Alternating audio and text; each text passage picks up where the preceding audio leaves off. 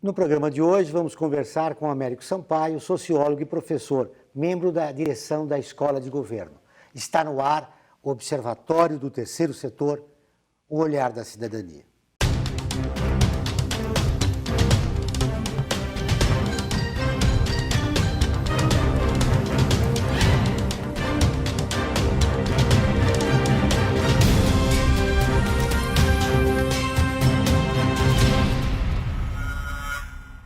Tudo bem, Américo? Muito obrigado pela sua presença e prazer revê-lo. Muito bom, Joel. Eu que agradeço a oportunidade de estar aqui de novo.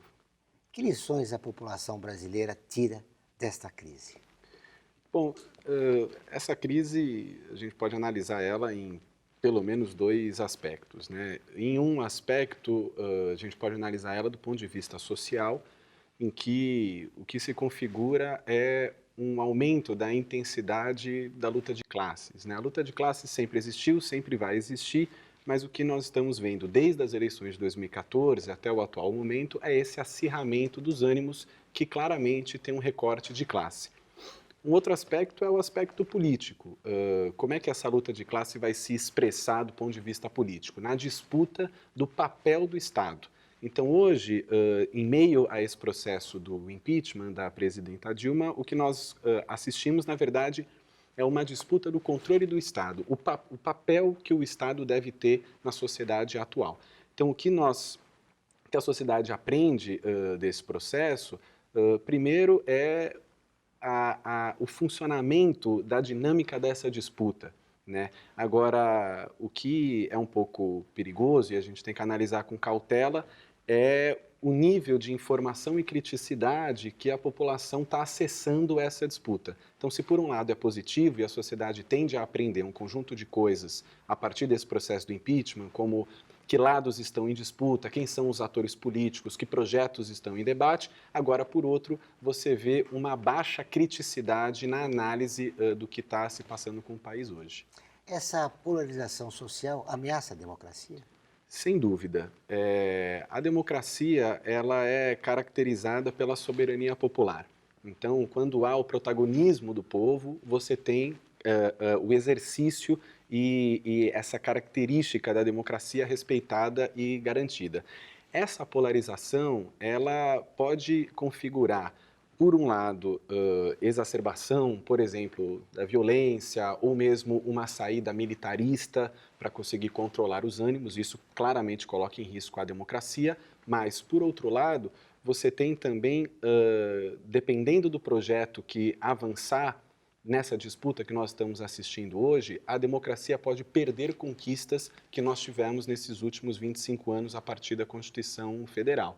Então, sem dúvida, essa polarização pode sim trazer riscos para a democracia, em especial se nós avançarmos para uma crise institucional. Então, hoje nós vivemos uma crise política, uma crise social, uma crise econômica e há sinais de crise institucional. E é a crise institucional que rompe a institucionalidade, que rompe a Constituição Federal e, a partir daí, nós temos um risco realmente para a democracia. Como é que você vê o papel do judiciário?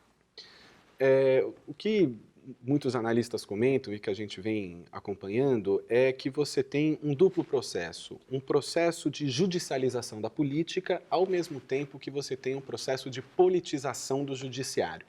Então, tem aquela máxima, né, que diz, quando a política invade o judiciário, a justiça sai pela outra porta. Então, o judiciário ele deve ter um papel, em alguma medida, isento, sempre à luz das leis, à luz da Constituição Federal.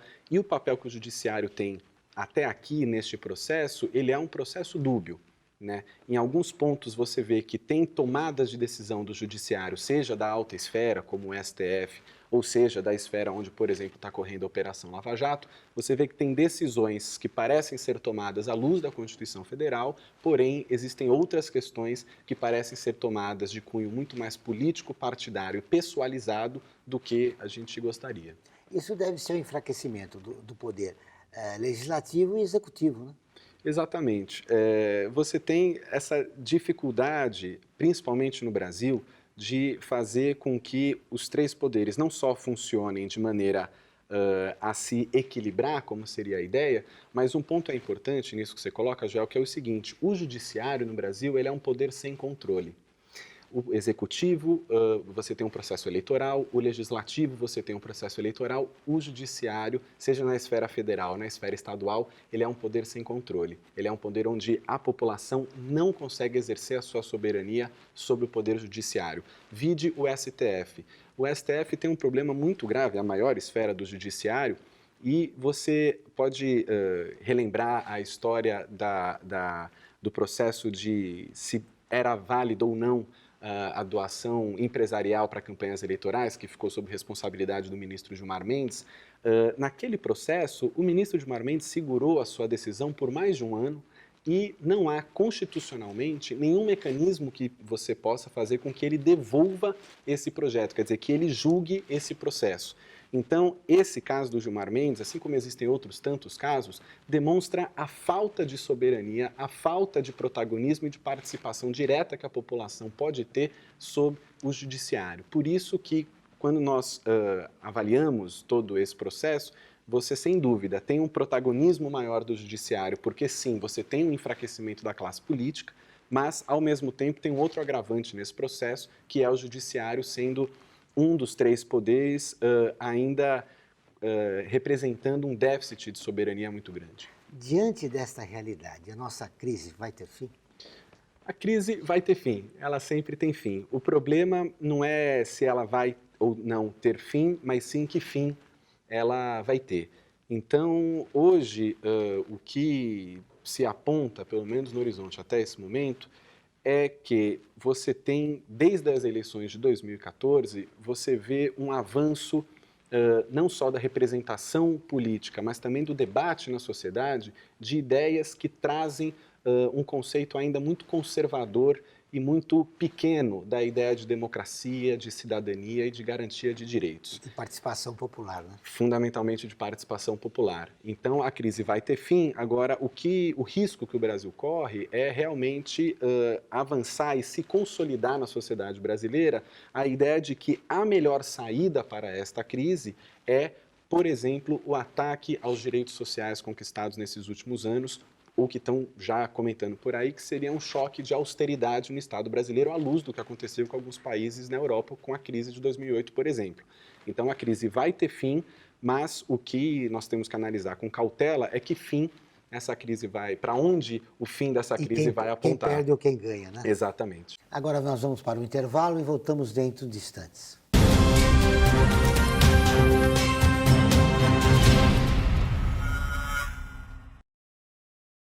A FUNASP colabora com a USP nas relações entre fundações por meio de fóruns, simpósios, seminários, pesquisas e intercâmbio de informações, além do seu investimento na área social. Para melhores informações, entre no nosso site www.funasp.org.br. FUNASP, um marco entre o universo acadêmico e a sociedade.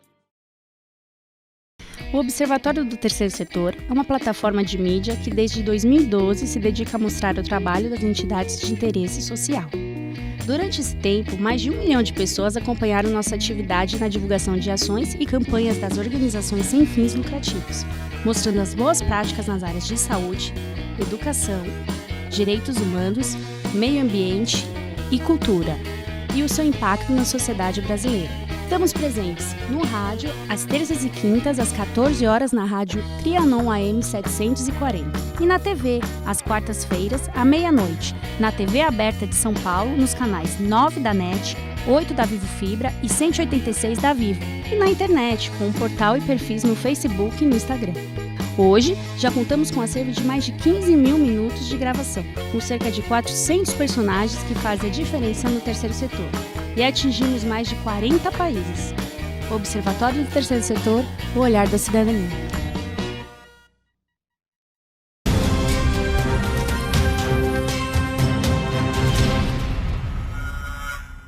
Voltamos com mais um bloco do Observatório do Terceiro Setor, o olhar da cidadania. Américo, a nossa crise ela está sendo alimentada pela mídia e por parcela da população brasileira que está protestando contra a corrupção.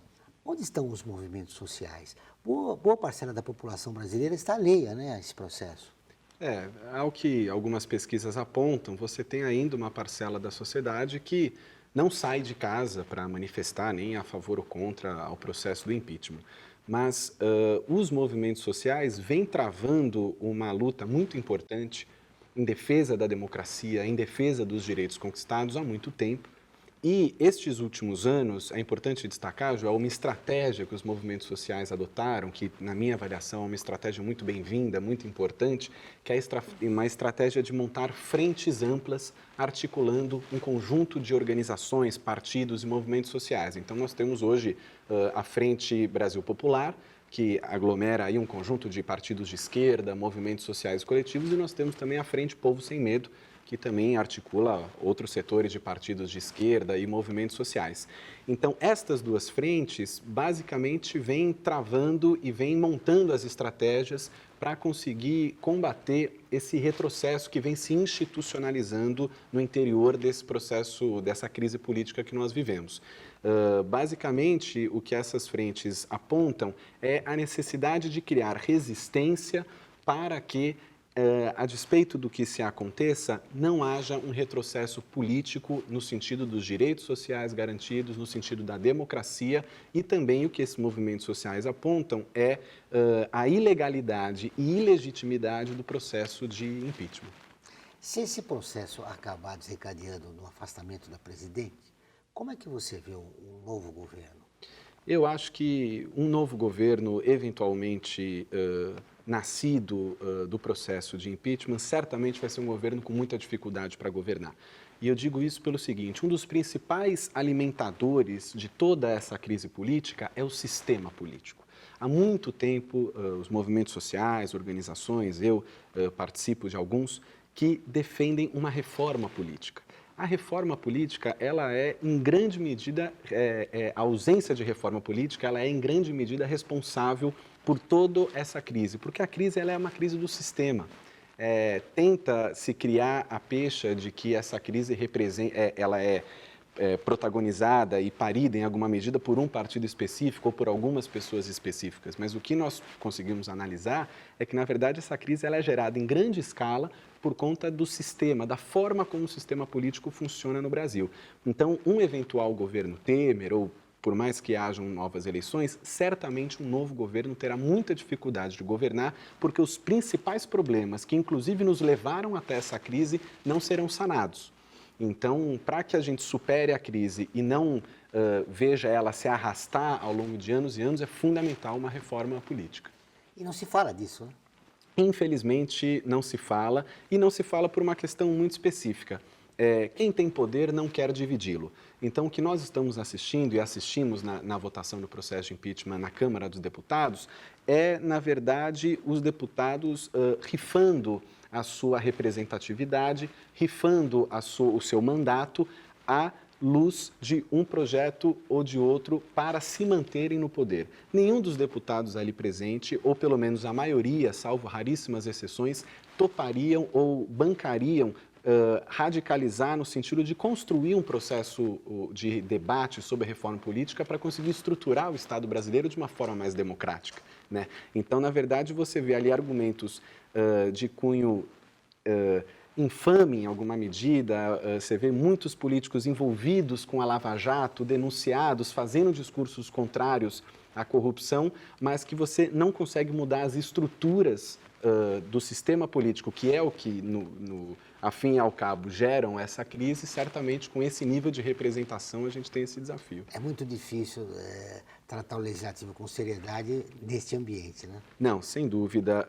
A gente tem que lembrar o seguinte: você tem um conjunto, não chega a 40 e poucos % o número de deputados que são novos na Câmara dos Deputados. A maioria dos deputados já estão lá, ou no segundo mandato, terceiro, quarto. Tem deputados que acumulam 10 mandatos direto, ou seja, você está há 30, 40 anos no poder. Eles viraram verdadeiros representantes profissionais da representação. Então, é muito difícil você conseguir avançar no sentido de mudanças e reformas estruturais com esse modelo. Lembrando que estes deputados que aí estão, 70% deles foram eleitos por apenas 10 empresas. Então, na última eleição ainda havia o financiamento empresarial de campanha e a gente sempre tem que lembrar que o financiamento empresarial de campanha, ele deturpa a representatividade. Então, o que nós assistimos no domingo, quer dizer, a baixa qualidade dos nossos representantes, em grande medida vem do nosso sistema político, que faz com que minorias sejam superrepresentadas e as grandes maiorias da sociedade sejam subrepresentadas. Então, é justamente, eu aponto esse problema da reforma política como um problema central e não por acaso esse problema não é tratado pelos nossos representantes para que estes se mantenham no poder. Seria um aspecto importante a ser destacado numa reforma política, a representação, né, da nossa democracia. Voto distrital, aí é uma discussão ampla, né, para que o povo esteja amplamente representado, né, no Congresso Nacional. Por outro lado, se a presidente Dilma conseguir evitar o impeachment, ele não passe no Senado, você vê condições dela continuar governando? Eu vejo condições dela continuar governando, sim, pelo seguinte: o Brasil, o sistema político brasileiro, infelizmente, se acostumou, por conta do seu sistema, a que o chefe do executivo precisa ter maioria no poder legislativo para governar, né? Agora, uma questão central é que a gente não pode pacificar esses termos. Pelo seguinte, qual é o problema de um governo ter minoria no parlamento? Nenhum. Ele vai ter maior dificuldade para aprovar ou não projetos, mas isso não inviabiliza o seu governo. E eu assisti muitos deputados e acompanho textos e alguns comentaristas alegando a necessidade do impeachment pela perda da capacidade de governar. Mas veja, o fato de você ter minoria no Congresso Nacional não tira a sua capacidade de governar. Você ainda tem orçamento, você ainda tem um conjunto de políticas que você pode operar. O máximo que vai acontecer é reduzir o índice de aprovação de projetos vindos do Executivo. E exige que você amplie o diálogo, né, com o Congresso. Exatamente. Então, sem dúvida, passado o processo do impeachment, caso a Dilma se mantenha no governo, eu vejo vai ser um governo minoritário, um governo com menos capacidade de articulação, com menos capacidade de aprovação de leis, mas, sem dúvida, há sim a capacidade de governar. A gente não pode pacificar a ideia de que com minoria no parlamento não se governa, porque aí, se assim fosse, você deturparia o sistema político. Na verdade, você está criando um presidencialismo parlamentar, e isso não existe. O nosso modelo é presidencialista. Você ter maioria no Congresso, ele é um pré-requisito, mas ele pode existir ou não. A gente não pode pacificar de que tem que ter maioria no Congresso para governar. Espero que você tenha razão. Nós vamos para o intervalo e voltamos dentro de instantes.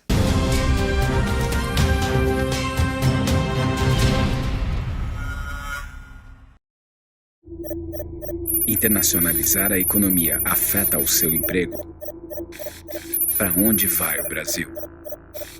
Ter opinião sem análise é só repetição. Repetição, repetição, repetição, repetição, repetição, repetição, repetição, repetição. Informação é importante. Análise é fundamental. Le Monde Diplomatique Brasil. Independente e crítico. A vida nos traz muitas conquistas, mostrando que todo conhecimento e esforço compensaram em cada detalhe, cada emoção. Estudar na FIA me fez crescer profissionalmente e a conquistar um objetivo maior, que foi a felicidade de ajudar meus filhos numa carreira brilhante. E a FIA compartilha esses sonhos com a melhor estrutura, corpo docente e networking que conduzem ao sucesso e à felicidade. FIA, sua maior conquista.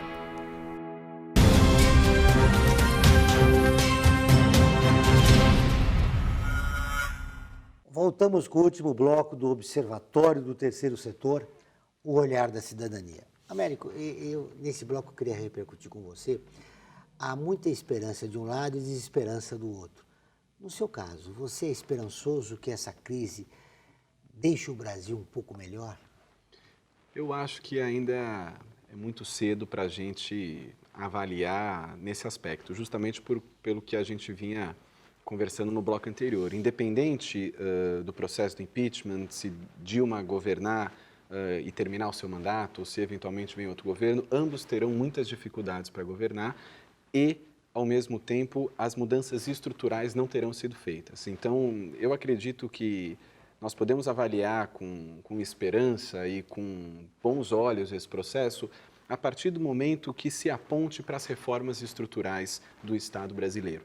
Então, tratando aqui do tema político, quer dizer, a partir do momento que entre na agenda de maneira verdadeira e franca e democrática um debate sobre reforma política, um debate sobre o processo de como o sistema político funciona, a partir daí eu acho que nós podemos olhar com bons olhos e com esperança. Mas no quadro atual, eu avalio que ainda é um pouco cedo para nós, qualquer análise nesse sentido seria um chute.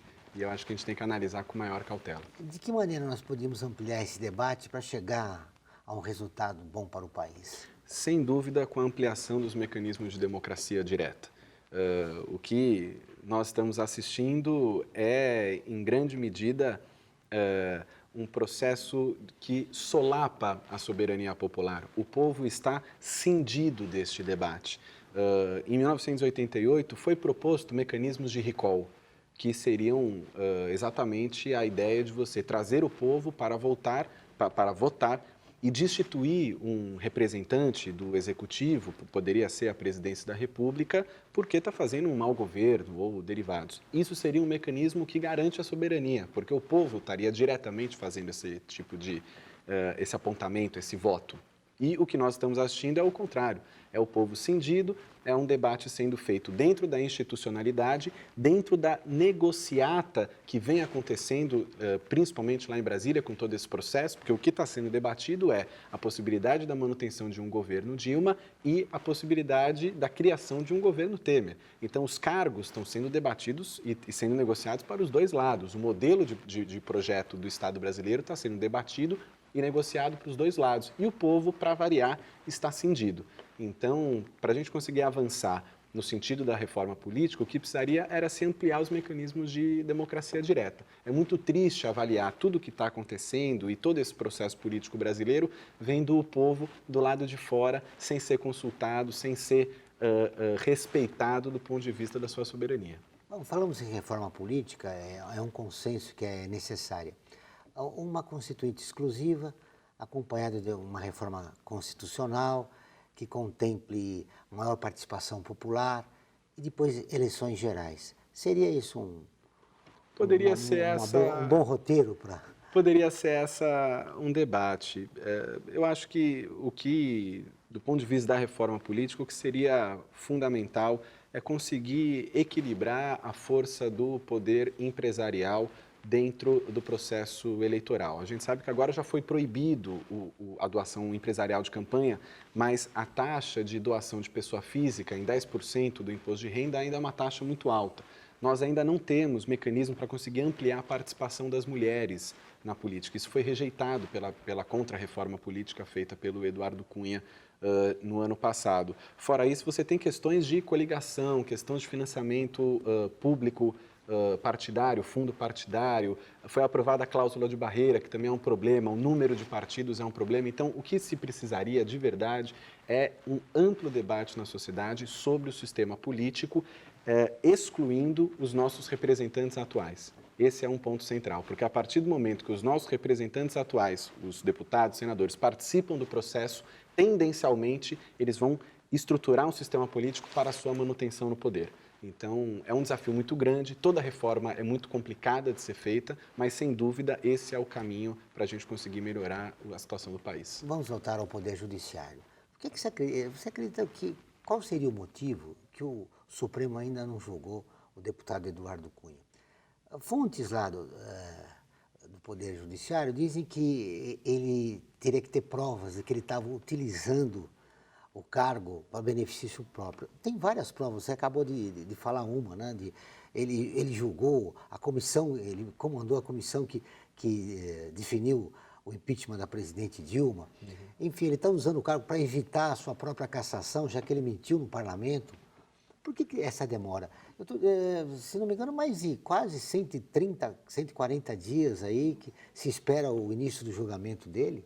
Isso sem contar todo o histórico do deputado Eduardo Cunha, que desde o impeachment do Collor, que ele participou da campanha, ele trabalhou com PC Farias, passando por algumas autarquias públicas no Rio de Janeiro, quer dizer, ele acumula um histórico de corrupção. Agora, o porquê do judiciário não ser eficiente do ponto de vista da punição, a gente poderia fazer um conjunto de ilações aqui. Eu não tenho nenhuma prova concreta para avançar nesse sentido, mas o que eu poderia destacar nisso é o problema que é no Brasil a noção de foro privilegiado. Dentro do debate da reforma política, esse seria um ponto fundamental que nós teríamos que alterar. Não tem sentido o fato de uma pessoa se tornar representante adquirir um poder acima do judiciário comum, da justiça comum, e adquirir foro privilegiado que lhe concede esse conjunto ferramental para fazer todas as manobras que ele vem fazendo. Então, o porquê exatamente, acho que a história vai mostrar, nós vamos ver, mas tecnicamente falando, o foro privilegiado é uma grande barreira para que os representantes que exercem cargos eletivos possam ser punidos assim como qualquer cidadão. Isso é muito importante para melhorar a nossa democracia, né? A nossa representação no Congresso. Nós estamos no finalzinho do programa. Novamente, obrigado, um grande prazer te ver. 30 segundos para você dizer para a população que não está participando de todo esse processo, não foi às ruas. Por que o cidadão deveria se manifestar e colocar sua posição nesse momento? Eu acho, Joel, que seria fundamental que todas as pessoas que queiram se aproximar desse debate e principalmente queiram entender o que vem acontecendo, buscassem sair da aparência para entrar na essência do problema. Imaginar que um processo de impeachment ou que no afastamento de uma pessoa ou um partido específico vai fazer com que a corrupção estruturada e estruturante no Brasil mude o seu curso, na minha avaliação, é muita ingenuidade. Então, é fundamental para todos que estão acompanhando os acontecimentos políticos no Brasil buscar sempre identificar a essência dos problemas. Quem está por trás destes processos? Como funciona a estrutura do sistema político que permite nós termos a qualidade de deputados e deputadas como nós vimos nesse último domingo? Então, a análise crítica e criteriosa e não comprar opinião pré-moldada, não comprar discursos pré-fabricados, eu acho que esse seria o principal caminho para todos nós conseguirmos participar desse debate com maior qualidade. E sempre no horizonte da soberania popular e dessa característica fundamental da democracia, que é ter o povo como soberano, como eixo central de todo o debate político. O Observatório do Terceiro Setor termina aqui. Para rever esses ou outros programas, acompanhar nosso programa de rádio, notícias, comentário dos colunistas, acesse o portal www.observatorioterceirsetor.com.br ou nossa página no Facebook. Participe do Observatório do Terceiro Setor na construção de uma sociedade justa, solidária e sustentável. Até o próximo programa.